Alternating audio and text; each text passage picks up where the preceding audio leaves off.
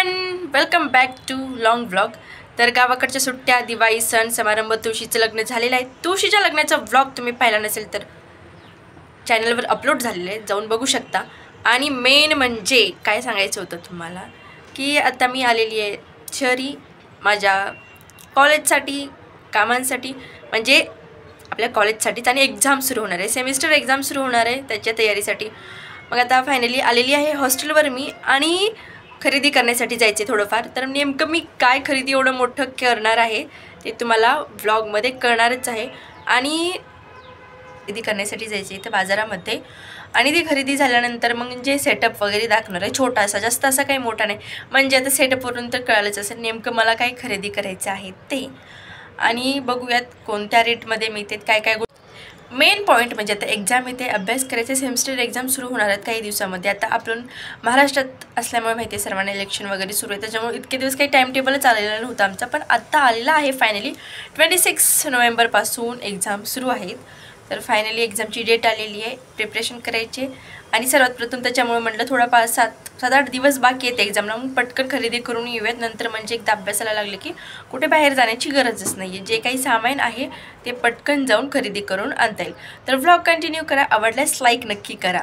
तर फायनली मी आणि माझी रूममेट म्हणजेच माझी फ्रेंड निघालो बाजारामध्ये खरेदी करण्यासाठी. म्हटलंच होतं ना, तर सायंकाळी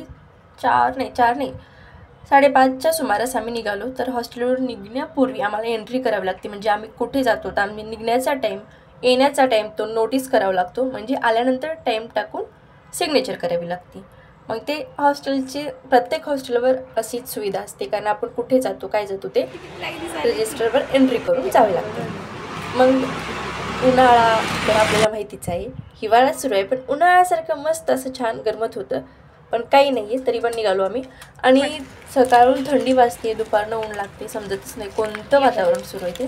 पण जाऊ द्या, असो, निघालोत आम्ही. आणि थोडंफार चलत गेलोत, म्हणजेच छत्रपती शिवाजी चौकापर्यंत चालत गेलो. मग जाताना काही आम्हाला थोडेफार फ्रूट्स पण दिसले. मग म्हटलं येताना घेऊयात. आता जाताना ते कुठं न्यायचं सोबत ओझ्याला, मग म्हटलं येतानाच घेऊयात.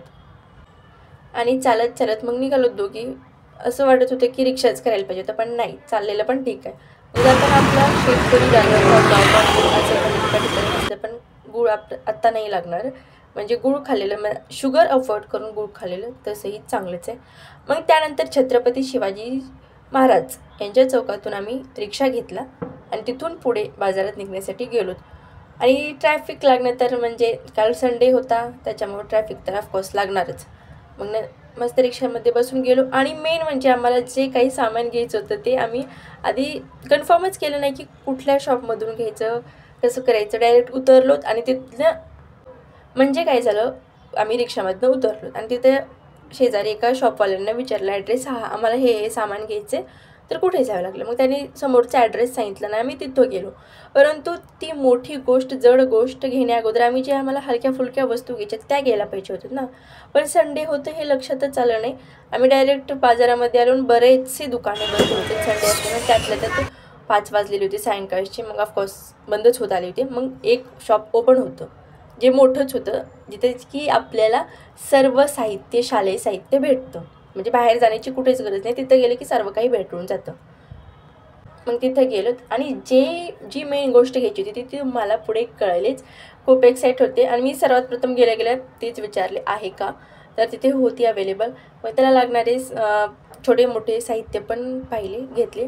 आणि माझ्या फ्रेंडला घ्यायचं होतं ऑइल, पण तिने काही घेतले नाही. फक्त बघितलं आम्ही ग्रॉसरीचं थोडंफार सामान, पण काही जास्त असं खरेदी केलं नाही. आम्हाला शालेय साहित्यच पाहायचं होतं. मग तेच पाहिलं आणि घेतलं. पण नेमकी कोणती गोष्ट आहे ती तुम्हाला व्हिडिओत तर कळणारच आहे. पण त्याआधी सांगते की मला आता इंकवरून तर समजलंच असेल, मला घ्यायचा होता बोर्ड, आपला व्हाईट बोर्ड, जो की आपण शिकवू शकतो किंवा आपण प्रॅक्टिस करू शकतो त्याच्यावर. पण मला शिकवायचं आहे, म्हणजे स्टुडंटला गाईड करण्यासाठी तो बोर्ड हवा होता. डिजिटल बोर्ड तर आत्ताच नाही रे बाबा, नाही. डिजिटल बोर्डची प्राईस खूप जास्त आहे. त्याच्यामुळे मला व्हाईट बोर्ड पाहिजे होता. त्याच्यासाठी ब्लॅक इंक डस्टर वगैरे घ्यायचं होतं. आणि हा बोर्ड दिसतो तेवढा हलका फुलका नव्हता, फार जड होता. आणि दुसरं म्हणजे आम्हाला माईक पण घ्यायचं होतं. मग ते राहून दिलं, कारण संडे असल्यामुळं शॉप बंद होते. मग आज जाऊयात म्हटलं.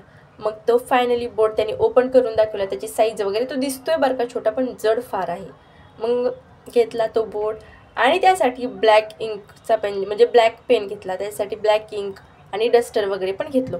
आणि फायनली आम्ही ॲटो करून बोर्ड ॲटोमध्ये ठेवलो आणि निघालो. आणि खरंच खूप छान वाटत होतं बोर्ड भेटल्यामुळे, कारण भेटतो का नाही सर्वात मोठा प्रश्न हा होता, पण भेटलाच. कारण संडे होता, लक्षातच आलं नाही, तिथे गेल्यानंतर लक्षात आलं, पण तसं काही नाही, पण भेटून जाणार होतं. संडे असला तरी जास्त दुकान जरी बंद असली तरी मेन शॉप ओपनच असतात, त्याच्यामुळे भेटले, त्यामुळे फार आनंद वाटत होता. तर माईक घ्यायला जाऊयात उद्या, तर भेटूयात नेक्स्ट व्लॉगमध्ये. Bye bye, take care.